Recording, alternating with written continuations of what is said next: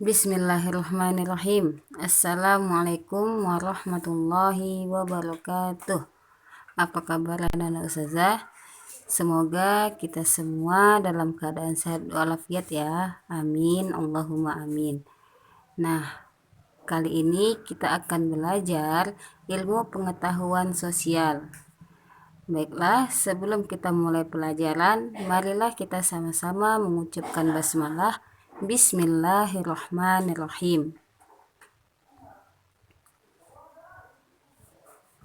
Adapun materi yang akan kita bahas pada kesempatan kali ini yaitu tentang manusia, tempat, dan lingkungan.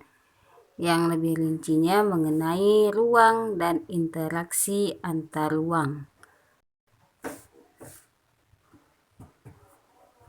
Berikut dalil mengenai materi yang akan kita bahas, yaitu terdapat dalam Quran Surah Al-Baqarah ayat 29 yang artinya dialah Allah yang menciptakan segala apa yang ada di bumi untukmu, kemudian dia menuju ke langit, lalu dia menyempurnakannya menjadi 7 langit, dan dia maha mengetahui segala sesuatu.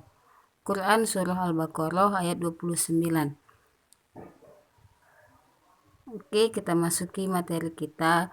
Nah, tahukah kamu apa yang dimaksud?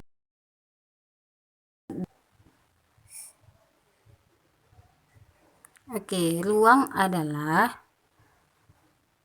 tempat di permukaan bumi, baik secara keseluruhan maupun hanya sebagian, yang digunakan oleh makhluk hidup untuk tinggal.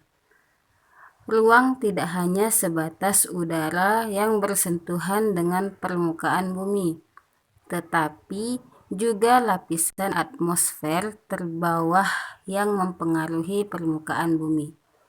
Ruang juga mencakup perairan yang ada di permukaan bumi, seperti laut, sungai, dan danau, dan di bawah permukaan bumi sampai kedalaman tertentu. Ruang juga mencakup lapisan tanah dan batuan sampai pada lapisan tertentu yang menjadi sumber daya bagi kehidupan. Berbagai organisme atau makhluk hidup juga merupakan bagian dari ruang. Dengan demikian, batas ruang dapat diartikan sebagai tempat dan unsur-unsur lainnya yang mempengaruhi kehidupan di permukaan bumi. Nah, setiap ruang di permukaan bumi memiliki ciri khas yang berbeda antara suatu wilayah dengan wilayah lainnya. Tidak ada satu lokasi pun yang karakteristiknya sama persis antara satu dengan yang lainnya.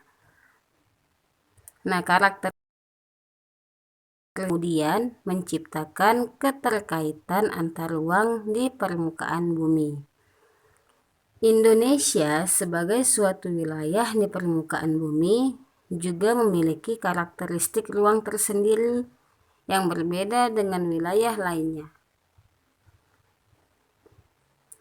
Nah, perbedaan karakteristik ruang tersebut menyebabkan adanya interaksi antar ruang. Nah, tahukah kamu apakah itu interaksi antar ruang? Interaksi antar ruang adalah hubungan timbal balik antara wilayah satu dengan wilayah yang lainnya. Interaksi antar ruang ini terjadi karena adanya perbedaan sumber daya yang ada di setiap wilayah. Nah, dengan tujuan untuk memenuhi kebutuhan hidup. Interaksi antar terhadap kondisi ekonomi, sosial, budaya, dan pendidikan. Ada beberapa faktor pendorong terjadinya interaksi antar ruang. Yang pertama, perbedaan potensi alam. Yang kedua, perbedaan iklim dan tingkat kesuburan tanah yang dimiliki suatu wilayah. Nah, yang ketiga, tingkat penguasaan ilmu, pengetahuan, dan teknologi. Nah, adapun menurut Edward Ullmann, terdapat 3 faktor utama yang berpengaruh terhadap timbulnya interaksi antar ruang. Yang pertama, faktor kelengkapan wilayah atau saling melengkapi.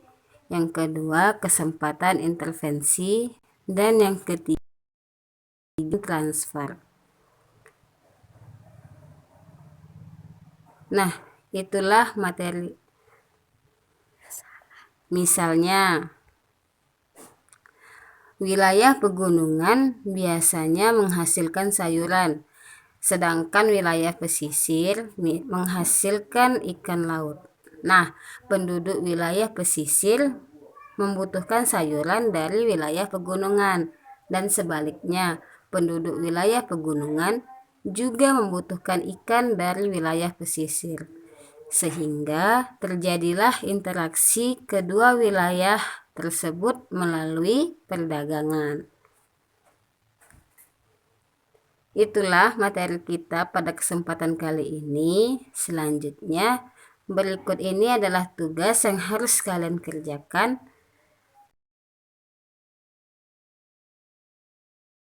Kalian sendiri ya. Buat melalui video dan kirim ke ustazah. Oke, hamasa, selamat mengerjakan. Kita tutup dengan lafaz hamdalah. Alhamdulillahirabbil alamin. Terima kasih.